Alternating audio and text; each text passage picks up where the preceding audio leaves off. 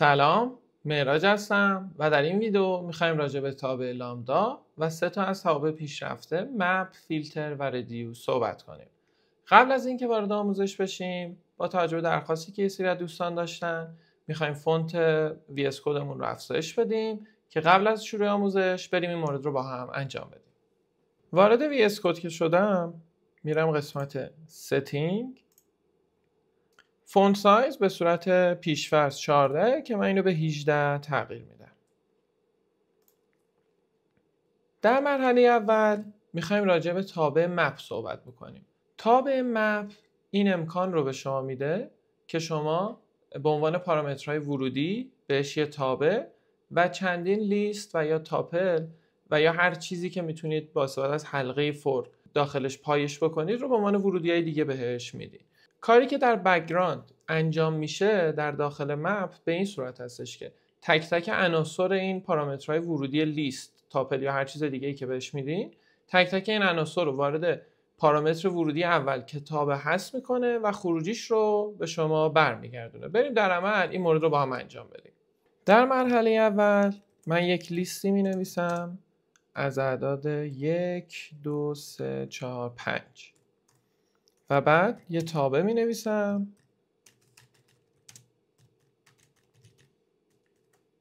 که یک ورودی میگیره و ورودی رو ضرب در 2 میکنم و برمیگردونم. یعنی تابع من یک ورودی میگیره، یه پارامتر ورودی میگیره و ضرب در 2 میکنه و به عنوان خروجی برمیگردونه.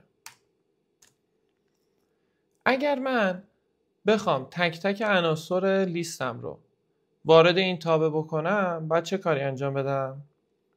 میام یه لیست جدید تعریف میکنم.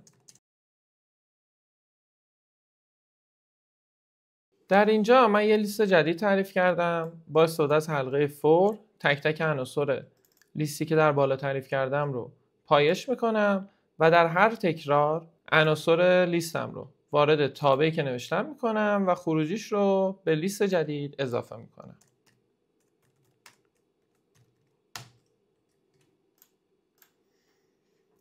همونطور که میبینید خروجی لیست جدید تک تک این عناصر ضرب در 2 هست. حالا بریم همین کار رو با استفاده از تابع مپ انجام بدیم. برای این منظور من لیست جدیدم رو مساوی میکنم با مپ. برای اینکه از تابع مپ استفاده کنیم می نویسیم مپ پرانتز باز پرانتز بسته و ورودی ها رو، پارامترهای ورودیش رو اینجا وارد میکنیم. در قسمت اول باید بهش یه تابع بدیم و نیازی نیست شما پرانتز باز پرانتز بسته بذارید برای این تابع، فقط نام تابع رو قرار میدید. در اینجا بعد شما یک لیست، تاپل یا هر چیزی که با استفاده از حلقه فور میتونیم داخلش پایش بکنیم رو اینجا قرار بدید. خب من لیستی که تعریف کردم رو اینجا قرار میدم. تابع من یه پارامتر ورودی داره و من کافیه که یه لیست اینجا قرار بدم و تک تک عناصر این لیست در این تابع اجرا میشه. بریم پرینت بگیریم.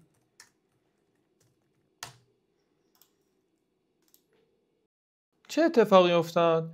زمانی که شما از مپ استفاده میکنین، آبجکتی که به شما برمیگرده یک آبجکت مپ هست و کافیه به راحتی این رو من تبدیل به لیست بکنم. یعنی بعد از اینکه مپ رو اجرا کردم داخل لیست قرار میدم که آبجکت مپ تبدیل به لیست بشه. حالا اجرا میکنم و میبینیم دقیقاً خروجی ما مشابه خروجی دفعه پیشه. چه اتفاقی افتاد؟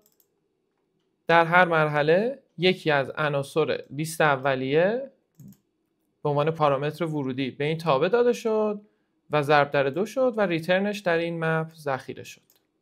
حالا شما فرض کنید تابعی که من دارم می نویسم 2 تا ورودی و یا تعداد ورودی بیشتری بگیره.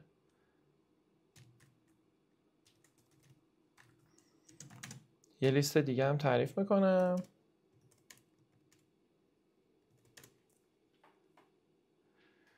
و در اینجا میگم خروجی منم A به اضافه B. تابع جدید من 2 تا ورودی میگیره و در نهایت 2 ورودی رو با هم جمع میکنه به عنوان خروجی برمیگردونه. و اجازه بدید من اینجا پرینت کنم A و B رو. اگر من با همون تنظیماتی که بود، یعنی داخل مپ بیام از تابع و یه لیست اولیه استفاده کنم، ببینیم چه اتفاقی میفته. همونطور که میبینید داره بهمون میگه که تابعی که ما تعریف کردیم یه ورودی دیگه ای هم میخواد که ما وارد نکردیم، ورودی B هم میخواد که ما اینجا وارد نکردیم. پس من اولین لیستی که قرار میدم مربوط به ورودی A، باید یک لیست دیگری رو هم اینجا قرار بدم به عنوان ورودی دوم. حالا پرینت کنیم. در اینجا من 2 تا لیست تعریف کردم و دقت بکنید لیست اولیه 5 عنصر داره، لیست دومی من 4 عنصر. تابعی نوشتم که 2 تا ورودی میگیره و در مرحله اول هر کدوم از این پارامترهای ورودی رو پرینت میکنه و جمعشون رو در خروجی نمایش میده. اومدم با استفاده از تابع مپ ورودی که مربوط به تابع است رو تابعی که تعریف کردم میدم و 2 لیستی که از قبل تعریف کردم و به عنوان پارامترهای ورودی میدم. اتفاقی که افتاد در هر مرحله چیه؟ در مرحله اول از لیست اولیه پارامتر عنصر اول و از لیست دوم عنصر اول رو برمی‌داره و وارد پارامتر ورودی تابع من میذاره. نکنید 1 و 10 رو که در اینجا داریم میبینیم به عنوان پارامتر ورودی میده، جمعشون رو در خروجی برمیگردونه. در تکرار بعدی میاد سراغ عنصر دوم 2 20 و جمعشون، به همین شکل 3 30 جمعشون، 4 40 و جمعشون و به پایان میرسه. دقت کنید زمانی که شما از مپ استفاده میکنین و چند لیست به عنوان پارامترهای ورودی تابع میدید، به تعداد عناصر اون لیستی این تکرار اتفاق میفته که کمترین پول رو داره، کمترین عناصر رو داره. چون تابع ورودی دوم من 4 عنصر داشت، 4 بار تکرار شد و عنصر عدد 5 در لیست اولیه تکرار نشد و استفاده نشد. دیدیم که در تابع مپ شما به عنوان پارامترهای ورودی باید بهش یه تابع بدین و به ازای تمامی پارامترهای ورودی که اون تابع شما میگیره باید بهش لیست، تاپل و یا هر چیز دیگه‌ای که میتونه در حلقه استفاده بشه رو به عنوان ورودی‌های دیگه بدیم. حالا بریم سراغ تابع پیشرفته بعدیمون، تابع فیلتر. ببینیم تابع فیلتر چه کاری برامون انجام میده. بریم اینو در عمل با هم ببینیم. من یک تابع جدیدی تعریف میکنم و ورودی A رو بهش میدم و در نهایت میگم خروجی A باقی مونده به 2 مساوی 0. دقت کنید این عملی که اینجا داره اتفاق میفته یک عمل مقایسه است و در نهایت خروجی که به من میده یک بولینه که true یا false. بریم ببینیم for I. با استفاده از حلقه for تک تک عناصر لیستم رو پایش کردم و به عنوان پارامتر ورودی تابعی که تعریف کردم گذاشتم و پرینت گرفتم که میبینیم false true false true false. دقت کنید وقتی من باقی مونده و عدد 2 رو محاسبه میکنم که برابر 0، این زمانی برابر 0 true میشه که عدد A من یه عدد زوج باشه، یعنی 2 4 والا به همین ترتیب. فرض کنید میخوام در یک لیست اعداد زوج رو پیدا بکنم. کافیه من تک تک عناصر این لیست رو بررسی کنم، بعد بگم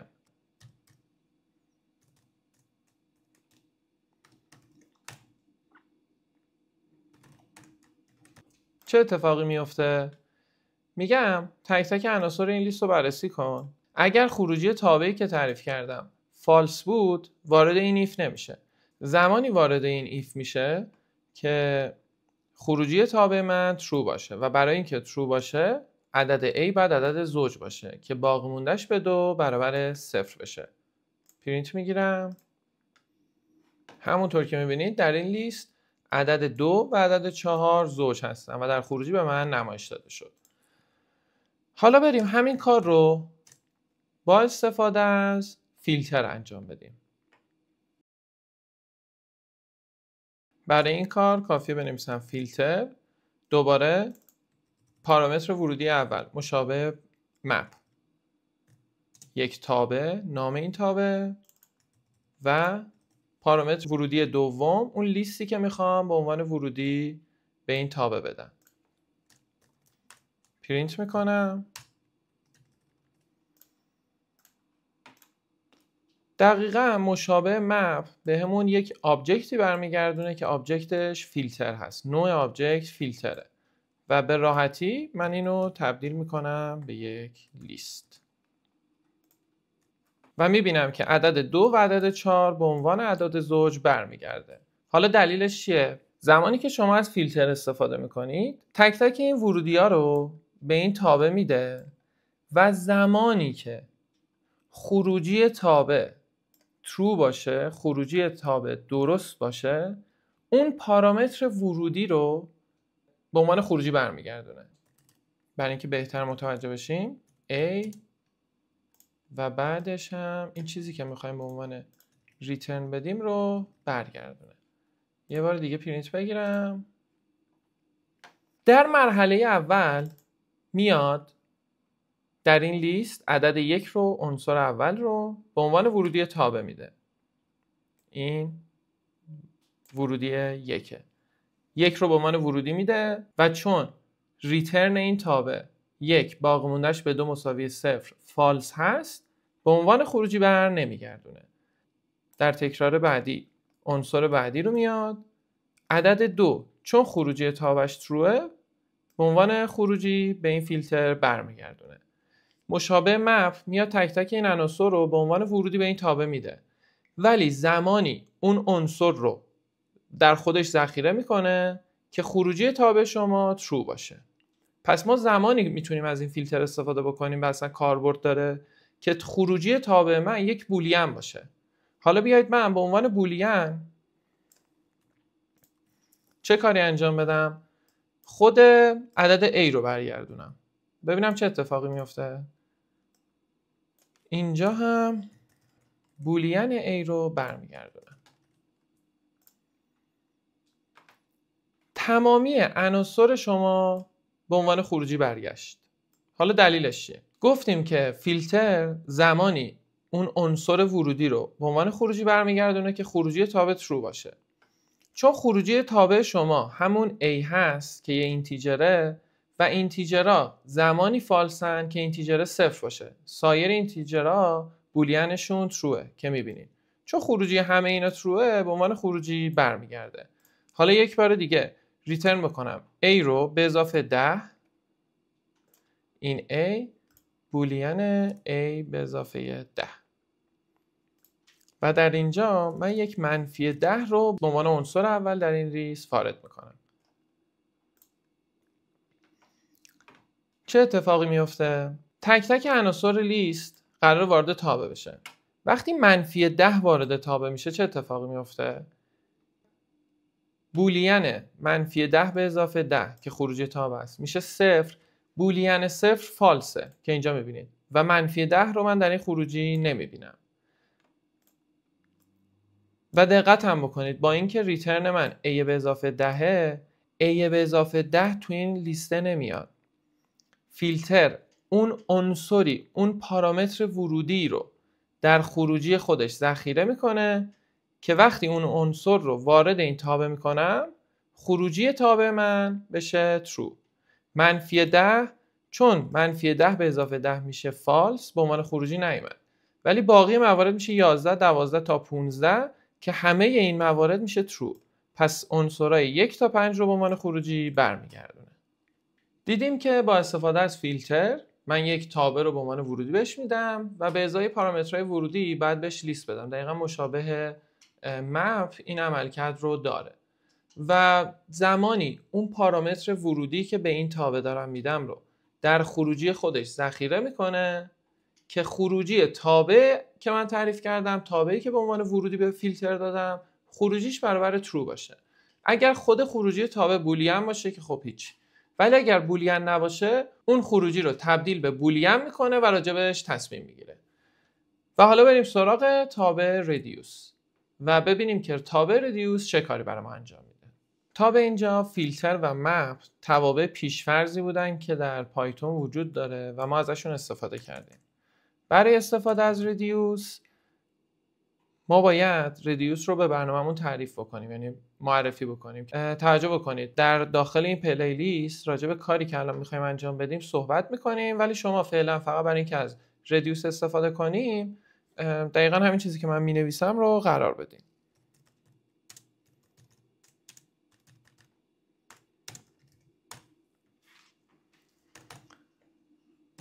دوباره یه لیستی می‌سازم. 1 2 3 4 5 یک تابعی می نویسم، 2 تا ورودی میگیره، یک لیستی تعریف کردم از اعداد 1 تا 5، یه تابع نوشتم که 2 عدد میگیره و جمعشون رو برمیگردونه و حالا داخل این تابع من پارامتر A و B رو و A به اضافه B رو هم پرینت میکنم که دلیلش حالا جلوتر متوجه میشید. یک متغیر تعریف میکنم با نام x، می نویسم ریدیوس، ورودی اول تابعی که نوشتم و ورودی دوم لیست. پرینت بگیرم. بریم یه تحلیلی داشته باشیم راجع به کدمون و خروجی که گرفتیم. من یه لیست نوشتم از اعداد 1 تا 5، یه تابع نوشتم، 2 تا ورودی میگیره و جمعشون رو به عنوان خروجی برمیگردونه. در داخل تابع ردیوس اومدم پارامتر ورودی اولم رو تابع گذاشتم، تابعی که تعریف کردم، و پارامتر ورودی دوم رو اون لیستی که تعریف کردم. چه اتفاقی افتاد؟ در مرحله اول عنصر 1 و عنصر 2 به عنوان ورودی این تابع قرار گرفت و خروجی تابع شد 3. درسته؟ حالا در مرحله بعد چه اتفاقی میفته؟ خروجی تابعی که گرفتم به عنوان پارامتر ورودی اول و عنصر سوم به عنوان پارامتر بعدی وارد میشه که نتیجهش میشه 6 A به اضافه B. دوباره در تکرار بعدی این خروجی که از تکرار قبل گرفتم عدد 6 به عنوان پارامتر ورودی اول و بعد عنصر 4 و به همین شکل ادامه پیدا کرد. نتیجه 6 به اضافه 4 شد 10. دوباره این عدد 10 به عنوان پارامتر ورودی اول و عنصر آخر به عنوان پارامتر ورودی دوم داده شد که نتیجه شد 15. و چیزی که ردیوس به شما برمیگردونه در نهایت 15. دیدیم که با استفاده از ردیوس تک تک این عناصر وارد ورودی این تابع شد و خروجی نهایی به من برگردوند. و در مرحله اول 1 و 2 رو به عنوان ورودی داد، در مرحله دوم نتیجه این دوتا و پارامتر ورودی بعدی و به همین شکل نتیجه قبل و عنصر جدید لیست. حالا اگر من اینجا یه ورودی داشته باشم چه اتفاقی میفته؟ به همون خطا میده. دلیلش چیه؟ چون من از ردیوس استفاده میکنم در مرحله اول گفتیم چی؟ 2 عنصر اولیه رو به عنوان ورودی میده و چون اینجا پارامتر ورودی من یه دونه هست بهم ارور میده، میگه شما تابعتون یه دونه پارامتر ورودی داره ولی شما 2 تا بهش ورودی دادین. پس ما زمانی از ردیوس استفاده میکنیم که 2 تا پارامتر ورودی داشته باشیم و بخوایم تک تک اون عناصر با استفاده از اون تابع پایش بشن و نتیجه جمع همه این عناصر با هم اتفاق بیفته. یعنی من الان با این تابع میام تک تک عناصر رو که قرار میدم در نهایت جمع همه این عناصر با هم محاسبه میشه. حالا فرض کنید من میخوام ضرب تک تک این عناصر محاسبه بشه. 120 چه اتفاقی میفته؟ اول 1 و 2 در هم ضرب میشن میشه 2. 2 در نهایت در 3 ضرب میشه 6. خروجی 6 در 4 ضرب میشه 24. 24 در 5 ضرب میشه و میشه 120. عملا انگار شما فاکتوریل 5 محاسبه کردید با استفاده از این تیکه کدی که اینجا داریم. در این ویدیو دیدیم که با استفاده از مپ، فیلتر و ردیوس همون کاری که ما میتونیم با استفاده از حلقه‌های فور و چیزایی که تا به اینجا یاد گرفتیم انجام بدیم به صورت خلاصه تر و مختصرتر بنویسیم که کدمون خیلی طولانی نشه، ولی همه اون کارها در بک‌گراند توسط این توابع داره انجام میشه. حالا بریم راجع به تابع لامدا صحبت کنیم که کارش دقیقا مشابه همین توابع مپ، فیلتر و ردیوسه. یعنی شما با استفاده از این نوع تابع لامدا میتونید کدتون رو مختصرتر کنید و مفهوم به اون شکل نمیتونیم بگیم جدیدی داریم در برنامه‌نویسی یاد میگیریم. صرفا در داخل پایتون یک امکانیه که در اختیار ما قرار گرفته و ما میتونیم ازش استفاده بکنیم که کدمون رو مختصرتر کنیم. حالا ببینیم تابع لامدا چی هست. تابع لامدا باید در یک خط تعریف بشه و هیچ نامی نداره. بریم ببینیم منظورمون چیه. در همینجا ببینید من یک تابع تعریف کردم که 2 تا پارامتر ورودی میگیره و ضربشون رو محاسبه میکنه و این تابع من یه نامی داره. حالا تابع لامدا نام نداره. می‌نویسم x مساویه. برای تعریف تابع لامدا می‌نویسم لامدا. اینجا میام پارامترهای ورودی رو مشخص میکنم. من میذارم a و b. 2 نقطه. در اینجا میگم a ضرب در b. چه اتفاقی افتاد؟ تابعی که من اینجا نوشتم دقیقاً همین تابع الان در یک خط نوشته شد. x مساویه با تابع لامدا 2 تا ورودی میگیره a و b و در نهایت a رو در b ضرب میکنه و این چیزی که اینجا ضرب میکنه به عنوان ریترن تابع در نظر بگیرید. بریم پرینت بکنیم x 2 و 5 رو. زمانی که من میخوام از این تابع استفاده کنم عملاً انگار این متغیر x نام تابعیه که من نوشتم و پارامتر 2 و 5 رو به عنوان ورودی بهش میدم. تابع لامدا میتونه هر تعداد ورودی و هر نوع خروجی که میخواید داشته باشه. حالا در نظر بگیرید به جایی که a رو در b ضرب بکنم مینویسم print a ضرب در b. ببینیم چه اتفاقی میفته. من میام x رو مساوی این قرار میدم و به این تابع میگم که 2 و 5 رو به عنوان ورودی بگیره 2 و 5 و ضربشون رو پرینت میکنه 10 و این پرینتی که اینجا اتفاق میفته مساوی نانه. دلیلش اینه چیزی که شما اینجا قرار میدی به عنوان ریترن تابع لامدا و چون شما خروجی ندادی، هیچ متغیری، هیچ داده، هیچ چیزی ندادی، متغیر x شما در نهایت نانه، یعنی ریترن تابع شما نان و وقتی پرینتش میکنید همین اتفاق میفته. بریم این رو با استفاده از این تابع تکرار بکنیم. من اینجا به جایی که ریترن کنم پرینت میکنم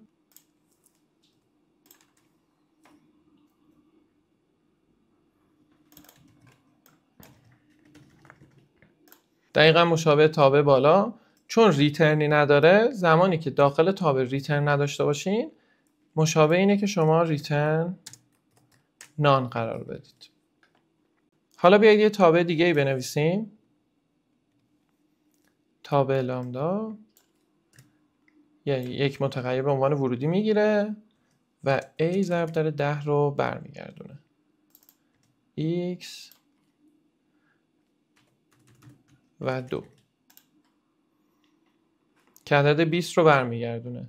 پس من برای نوشتن تابع لامدا میتونم هر تعداد پارامتر ورودی که میخوام بهش بدم. دیدیم که تابع لامدا رو میتونیم با استفاده از یک ورودی و یا چند ورودی تعریف بکنیم و در یک خط باید تعریفش بکنیم تابع لامدا رو و نامی نداره و بعد از 2 نقطه چیزی که قرار میدیم به عنوان ریترن تابع لامدا در نظر گرفته میشه. ولی کاری که ما تا الان انجام دادیم تابع لامدا رو تعریف کردیم، به یک متغیری نسبت دادیم، اساینش کردیم و برای اینکه پارامترهای ورودی رو بدیم به اون تابع از نام این متغیر استفاده کردیم. یعنی نام متغیر رو گذاشتیم. دقیقاً مشابه این بود که من یک تابعی تعریف کردم با اون نام که یه تعداد ورودی میگیره و ریترنی داره که در قسمت اکسپرشن لامدا نوشتم. حالا بریم تابع لامدا رو با استفاده از شرط تعریف کنیم. بریم ببینیم. در اینجا میخوایم ببینیم چجوری میتونیم در مرحله اول شرط رو در یک خط تعریف کنیم.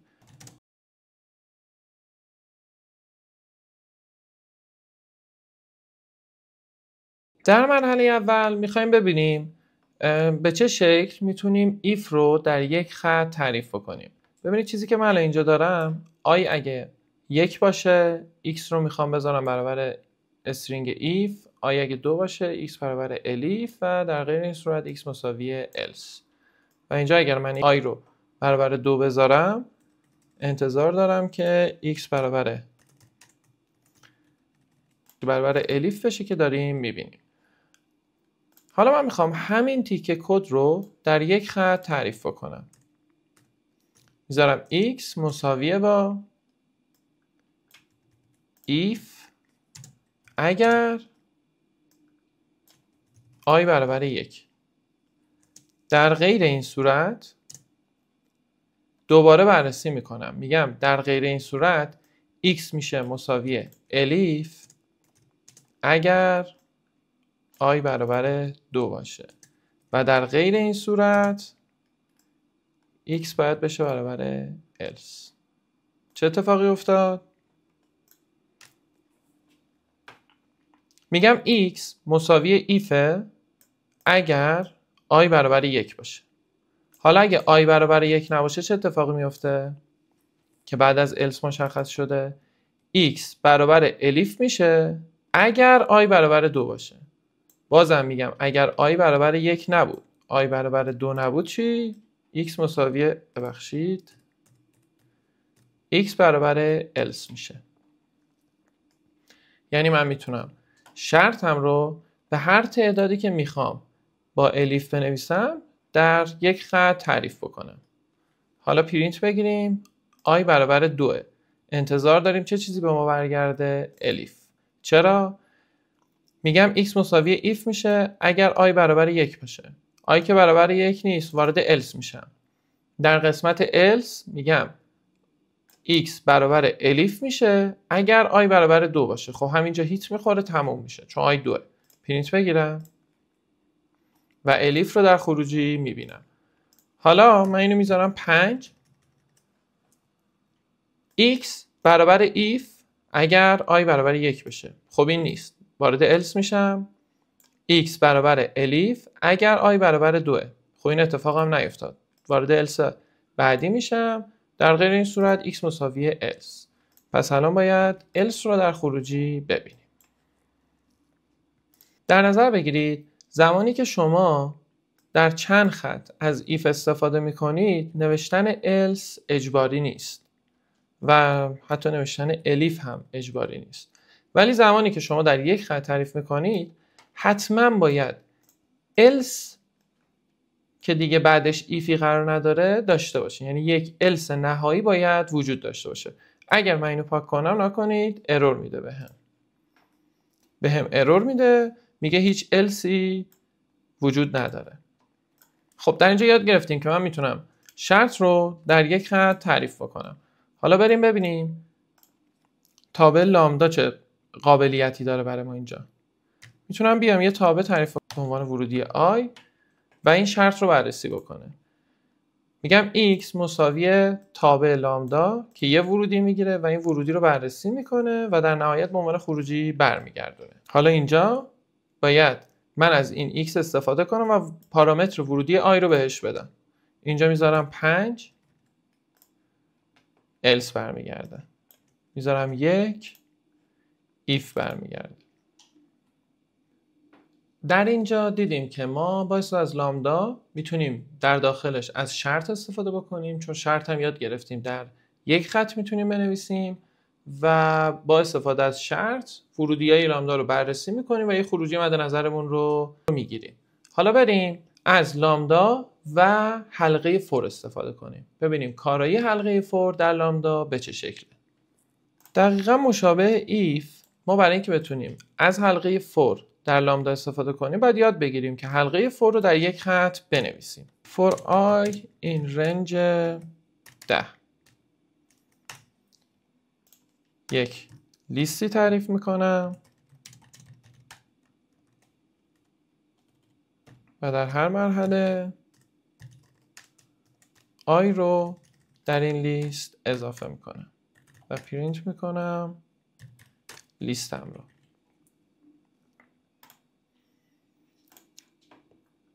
عدد 0 تا 9 در این لیست قرار گرفت. حالا اگر من بخوام همین کار رو در یک خط انجام بدم، my list مساویه با یک لیست باز میکنم I for I in range 10. پرینت بگیریم. دقیقا مشابه کد قبلی من در یک خط ولی با استفاده از حلقه فور لیست جدید رو ساختم. میگم لیست جدید برابر است با، یعنی لیستی که میخوام تعریف کنم، براکت باز که بگم لیست، تک تک عناصرش میشه I، ولی تمام این آی ها در داخل رنج وجود داره. یعنی میام با استفاده از این حلقه تک تک عناصر 0 تا 9 رو در این آی قرار میدم و این آی رو به این لیست اضافه میکنم. به این شکل میتونیم یک لیستی بسازیم با استفاده از حلقه فور و در یک خط. بعد از اینکه یاد گرفتیم در یک خط یک لیستی بسازیم و از حلقه فور استفاده کنیم و این حلقه فور رو هم در یک خط نوشتیم. حالا بریم از این چیزی که یاد گرفتیم در تابع لامدا استفاده کنیم.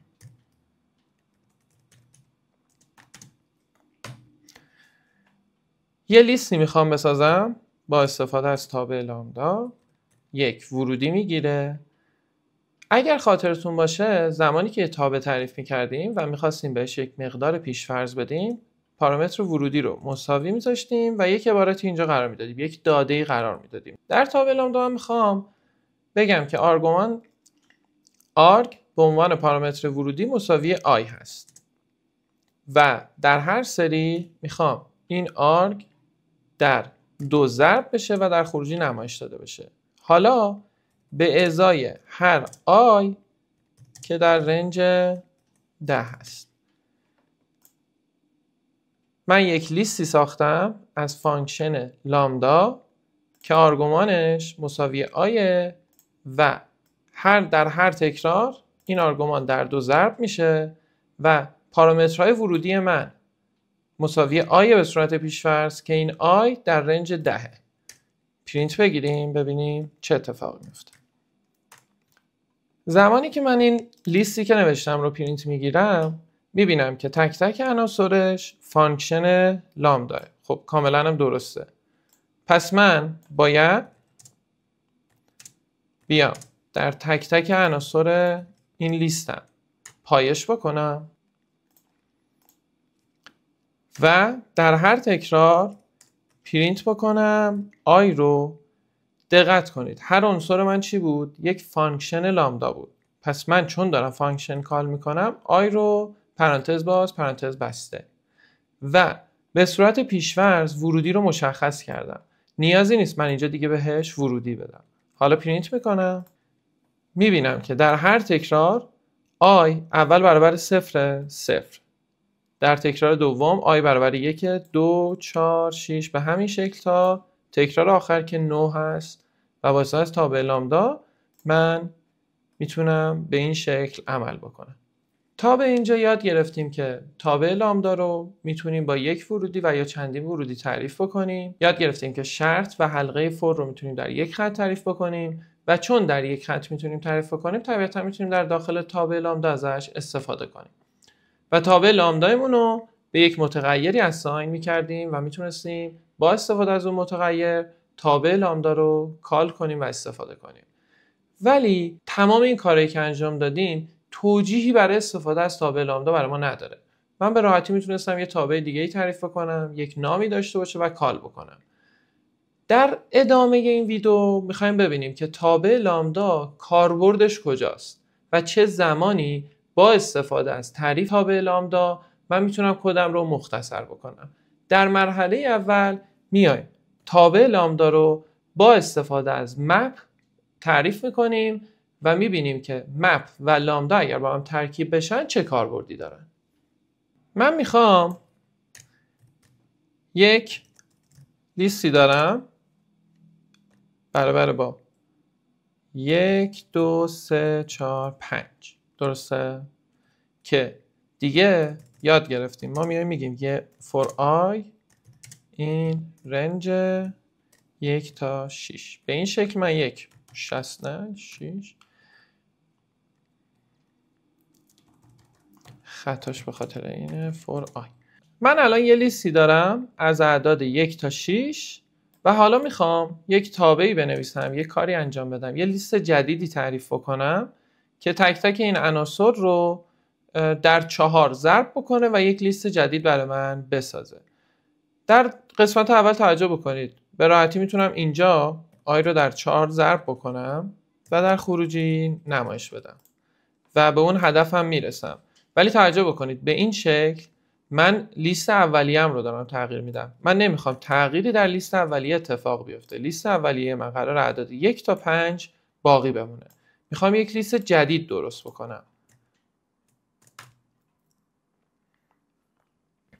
برای این کار میتونم بگم new list مساویه با یک لیست جدید j ضرب داره 4 for j in my list و پرینت میکنم new list رو.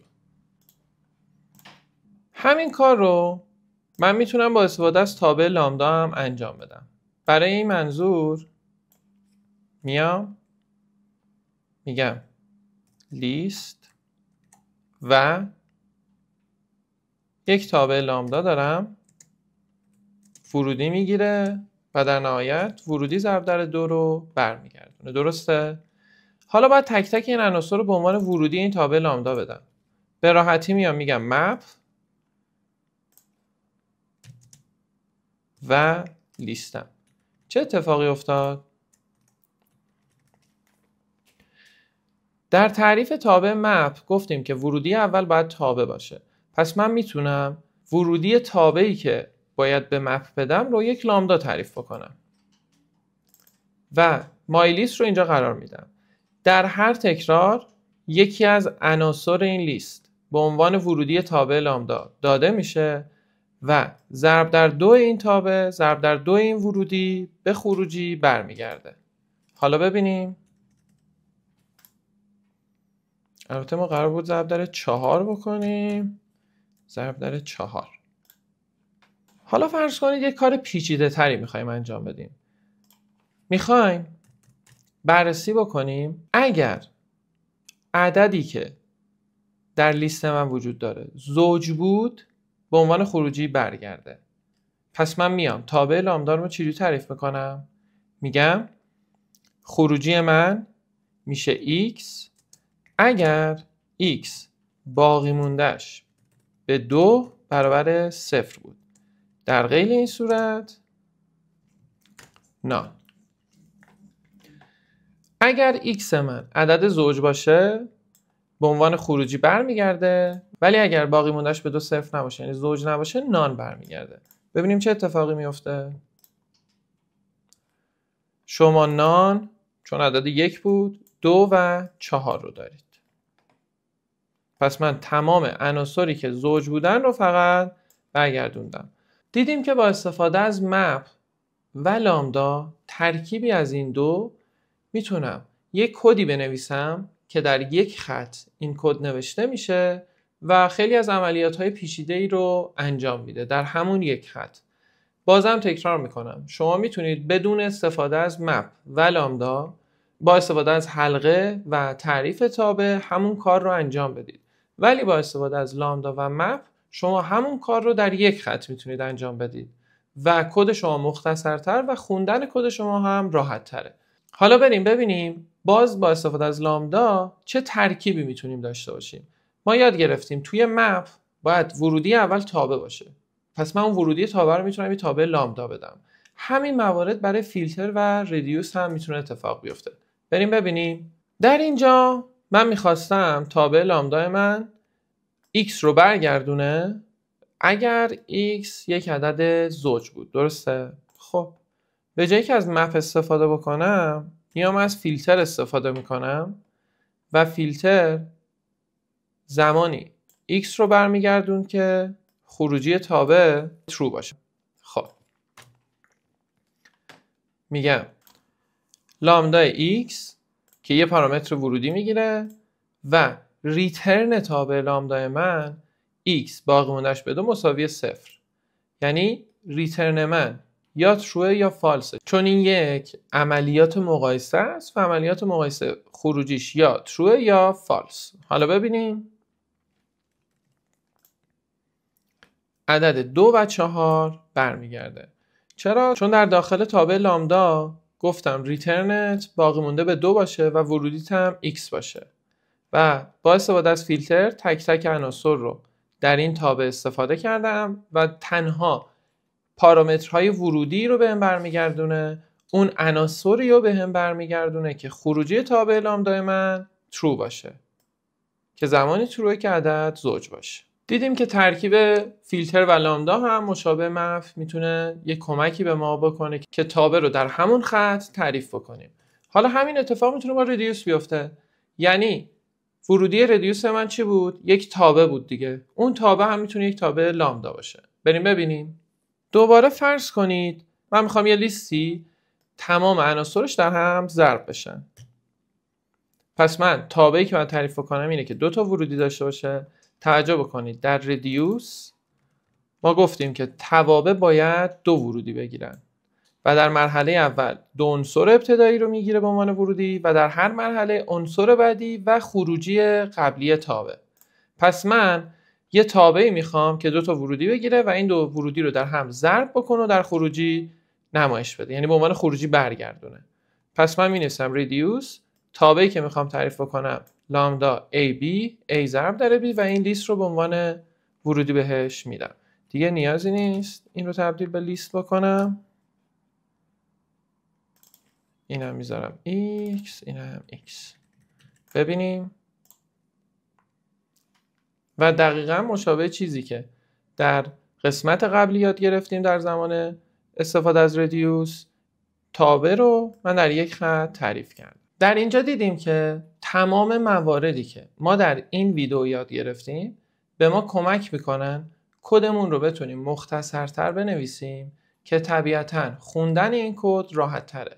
فرض کنید زمانی که شما یک کدی که در 10 خط 20 خط میتونید بنویسید رو تبدیل بکنید به یک خط و کد نهایی شما شامل هزاران خط باشه، کاربرد بسیاری داره. هر جایی که شما بتونید این کد رو تعداد خط این کدتون رو کمتر بکنید که طبیعتا خوندنش راحت تره، ولی اجباری نیست، الزامی نیست. تمام این مواردی که ما اینجا یاد گرفتیم یک امکانیه که پایتون در اختیار ما گذاشته که کدمون رو مختصرتر و راحت‌تر بنویسیم. این قسمت آموزشش به پایان رسید. بریم که تمرینا رو بهتون بگم. تمرین اول از ما میخواد که با استفاده از تابع لامدا و مپ یک لیست از درجه های سیلیسیوس بگیریم و اونا رو به فارنهایت تبدیل بکنیم. توجه بکنید برای اینکه یک درجه سیلیسیوس رو شما تبدیل به فارنهایت بکنید از این تابع میتونید استفاده کنید. یعنی درجه سیلیسیوس رو در 1.8 ضرب میکنید و به اضافه عدد 32 میکنید که بهتون پیشنهاد میکنم برای اینکه درک بهتری داشته باشید میتونید یک بار بدون استفاده از لامدا و مپ این کار رو انجام بدید و بعد از اون با استفاده از لامدا و مپ این کار رو انجام بدید که تفاوت رو بتونید مشاهده کنید. تمرین دوم، یک لیست از اعداد صحیح بین 0 تا 200 با استفاده از لامدا بسازید و سپس با استفاده از تابع لامدا و فیلتر لیستی از اعدادی که بر 13 بخش پذیرن رو برگردونید که مشابه این کار رو ما در همین ویدیو انجام دادیم. برای اعداد زوج بود، فقط این برای اعداد بخش پذیر بر 13. تمرین سومم ازتون میخواد که یک لیست از اعداد صحیح 1 تا 10 با استفاده از لامدا بسازید و سپس با استفاده از تابع لامدا و ردیوس ضرب این اعداد رو محاسبه کنید. یعنی ضرب تمام این اعداد با هم رو بعد محاسبه کنید و در خروجی نمایش بدید که باز هم مشابه این کار رو ما در این ویدیو انجام دادیم. مشابه ویدیوهای قبلی جواب این تمرین رو هم شما میتونید در داخل کانال تلگراممون مشاهده کنید. تشکر میکنم که این ویدیو رو تماشا کردید. امیدوارم براتون مفید واقع شده باشه.